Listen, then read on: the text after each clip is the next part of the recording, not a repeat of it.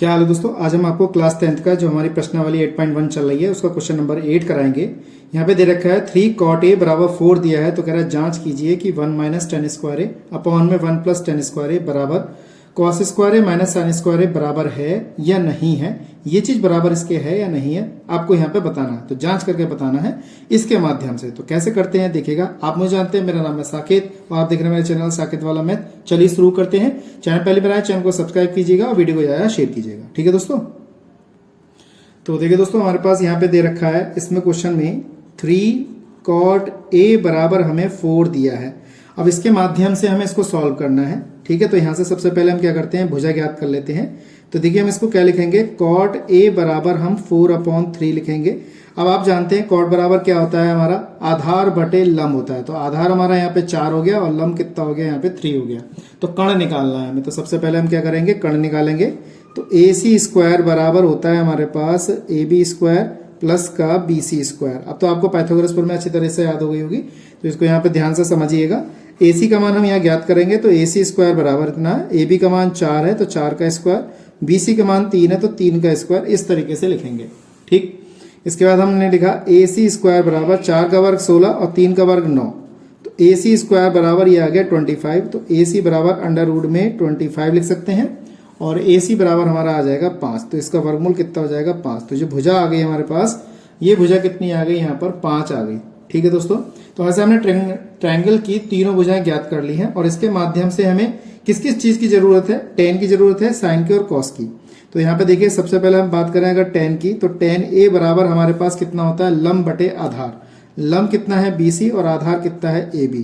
तो ये BC का मान कितना 3 और आधार का मान 4, इस तरीके से लिखेंगे। उसके बाद अगर हम देखें तो इसमें tan की वैल्यू पता करनी है हमें, तो tan को लिख लेंगे। तो tan a बराबर लंब, यहाँ tan a की तो ले ली हमने, इसके बाद cos की ये तो लिख लिया हमने। इसके बाद लिखेंगे हम cos की वैल्यू। cos क्या होता है हमारा, आधार बटे कर्ण। तो आधार हमारे पास 4 है और कर्ण हमारे पास कितना है, 5 है। उसके बाद साइन की वैल्यू की जरूरत पड़ेगी, तो साइन की लिख लेते हैं। तो यहाँ पे साइन है, तो साइन कितना हो जाएगा, लंब बटे कर्ण। तो लंब कितना है 3 और कर्ण कितना हमारे पास 5 आ गया। तो देखिए हमने सारी भुजाएं यहाँ पे लिख ली हैं और इसके माध्यम से अब क्या करेंगे, हम इसको सॉल्व करेंगे जो चीज हमें यहाँ पे दे रखी है, ठीक है। और तीनों मान हमारे पास है, tan का भी है, cos का भी है और sin का भी है। तो देखिए कैसे करते हैं। तो देखिए दोस्तों, यहाँ पे हमारे पास ये चीज दे रखी है और हमने सारी वैल्यू निकाल ली है और इसके माध्यम से इसको सॉल्व करेंगे। तो सबसे पहले हमने LHS में इसको लगाते हैं। तो यहाँ पे देखिए मैंने tan की वैल्यू पहले निकाल ली है, कितनी 3/4। तो यहाँ पे लिखेंगे 3/4 का होल स्क्वायर। तो यहाँ पे लिखेंगे 1 प्लस 3/4 का होल स्क्वायर, इस तरीके से लिखा। अब देखिए यहाँ पे इसका वर्ग कर लीजिए। तो 3 का वर्ग 9 और 4 का वर्ग कितना हो जाएगा दोस्तों, 16 हो जाएगा। ऐसे यहाँ पे 1 प्लस 3 का वर्ग 9 और 4 का वर्ग 16 हो जाएगा, ठीक है। अब यहाँ पे 1 मान के एलसीएम लेते हैं, यहाँ पे 1 मान के एलसीएम लेते हैं। तो ऊपर हमारे पास कितना आ जाएगा 16, यहाँ पे 16 माइनस का 9 हो जाएगा, यहाँ पे 16 प्लस का 9 अपॉन में कितना 16, इस तरीके से लिखा जाएगा।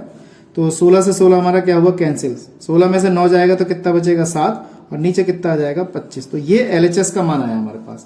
इसी प्रकार से RHS का मान भी इतना ही आना चाहिए। तो हमने RHS ले लिया। अब हमारे पास क्या है, cos स्क्वायर है। तो cos की वैल्यू देखिए 4/5 है, तो यहाँ पे होल स्क्वायर लिखेंगे।